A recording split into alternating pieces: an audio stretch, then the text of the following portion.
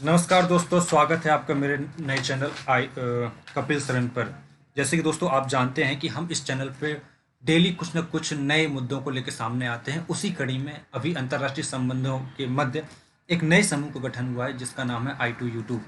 जी हाँ, जैसे ही I2U2 का गठन हुआ तो मुझे ऐसा लगा कि यूपीएससी के स्टूडेंट और सिविल सर्विसेज के स्टूडेंट को एज ए करंट अफेयर्स के नाते इस मुद्दे के बारे में बहुत अच्छे से जानकारी होना चाहिए। और इसके अलावा हम आम नागरिक लोगों को भी अंतर्राष्ट्रीय संबंधों में क्या हो रहा है इसके बारे में थोड़ा बहुत जानकारी होना मुझे लगता है थोड़ा ज़रूरी है। तो उसी संबंध में आज आपको मैं बताऊंगा I2U2 एक्चुअली में है क्या। तो दोस्तों मेरा नाम है कपिल सरन शर्मा और ये मेरा चैनल कपिल सरन है। तो दोस्तों सबसे पहले वीडियो को स्टार्ट करने से पहले हम देखते हैं सबसे पहले आज का क्वेश्चन है कि मैकमोहन लाइन किन दो देशों के मध्य है। आपके ऑप्शन है India and China, second China and Afghanistan, third Pakistan and Afghanistan, fourth है इंडिया एंड पाकिस्तान। चलिए दोस्तों अब स्टार्ट करते हैं। तो इसका बैकग्राउंड देखते हैं। I2U2 एक्चुअली में सबसे पहले था जिसे कहा जा रहा था बेस्ट एशियन क्वाड। जी हाँ, देखिए हुआ क्या था कि अक्टूबर 2021 के मध्य यूएई और इजराइल के देशों ने अब्राहम एकॉर्ड पैक्ट को साइन किया।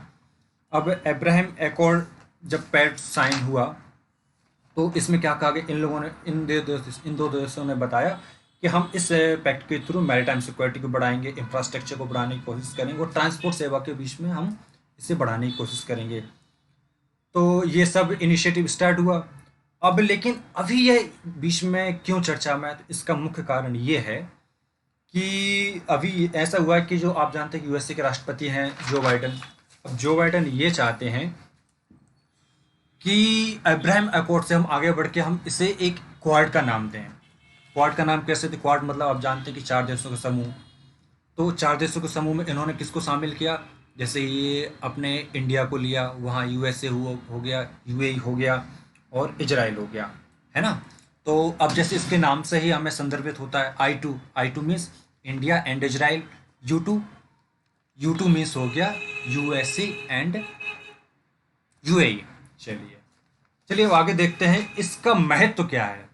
सबसे बड़ा महत्व इसका ये कि इन चारों देशों ने मिलकर सोचा कि हम अब सारे समूह मिलके, सारे पार्टनर्स मिलके हम मतलब समूह के सदस्यों को मिलकर कार्य करने को प्रोत्साहित करेंगे। मतलब हम क्लोजली वर्क इसमें करेंगे। और देखिए इसमें हम अगर हम कंट्री वाइज देखें तो सबसे ज़्यादा इसको यूएस को क्या फ़ायदा है। यूएसए जानता है कि इंडिया एक बहुत बड़ा कंज्यूमर मार्केट है ना। और यूएसए को ये सबसे बड़ा फ़ायदा है। वहीं इजराइल ये चाहता है कि उसके यूएई और अरब कंट्रीज़ के साथ में उसके रिश्ते और ज़्यादा बढ़ें। जैसे कि अभी आप जानते ही हैं कि 6 डे वॉर हुआ था अरब कंट्रीज़ और इजराइल के बीच में। तो उस टाइम से इसके अलावा उस टाइम से इन कंट्रीज़ के बीच में थोड़ा आपसी सद्भाव नहीं। इसके अलावा इजराइल फ़लस्तीन का मुद्दा बीच में चलता रहता है। फ़लस्तीन आप जानते हैं कि एक मुस्लिम कंट्री है और इजराइल एक यहूदी कंट्री है। तो इजराइल वर्सेस फ़लस्तीन का मुद्दा काफ़ी छाया रहता है। तो इजराइल चाहता है कि हमारे सारी मुस्लिम कंट्रियों के साथ में अच्छे रिलेशन हो। वहीं भारत को फ़ायदा क्या है? अब भारत को फ़ायदा इस तरीके से है कि भारत इजराइल के साथ बहुत अच्छे संबंध चाहता है। लेकिन दिक्कत क्या आ रही थी बीच में कि अगर हमारे इजराइल के साथ अच्छे संबंध होते हैं तो वहीं अरब कंट्रीज़ और मुस्लिम कंट्रीज़ को इससे दिक्कत होती थी। दिक्कत क्यों होती है? जैसे मैंने आपको पहले ही बताया कि इजराइल और फ़लस्तीन के बीच में कुछ मुद्दे छाए हुए हैं। लेकिन अब होगा क्या कि क्वाड समूह गठित हुआ तो क्वाड समूह में यूएई और इजराइल के इससे संबंध हैं। तो इससे अरब और मुस्लिम कंट्रीज़ हमारे ऊपर ज़्यादा दबाव बना नहीं पाएंगे। तो भारत को इस तरीके से कुछ फ़ायदा है। अब वहीं दिक्कत क्या है आगे चल के पाकिस्तान को।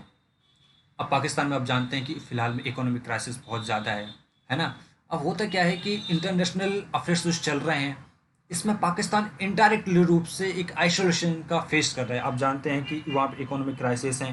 तो वहाँ लोग क्यों उनसे पूछेंगे? और इनकी नीति मुख्यतः क्या रही है? इनकी नीति मुख्यतः रही आतंकवाद को बढ़ावा देना। ये चाहते हैं कि कश्मीर इंडिया से अलग हो जाए। अब वे कश्मीर इंडिया से तो अलग होगा नहीं, तो वो वहाँ पे आतंकवाद को बढ़ावा देने की कोशिश करते हैं। बहरहाल इसमें सफल नहीं हो पाते हैं। तो भारत की सिग्निफिकेंस आप जानते हैं कि वर्ल्ड में धीरे धीरे बढ़ती जा रही है ना। चलिए तो अब हम वीडियो का मुझे लगता है लास्ट पार्ट आया है और हम इसमें देखते हैं कि हमारे इस क्वेश्चन का आंसर क्या था जो कि मैंने वीडियो के स्टार्टिंग पूछा था। तो हमारा क्वेश्चन था कि कौन सी लाइन मतलब कि मैकमोहन लाइन किन दो देशों के मध्य है, तो इसका आंसर है इंडिया एंड चाइना। जी हाँ। और अभी हमारी वीडियो यहीं ख़त्म होती है और थैंक यू।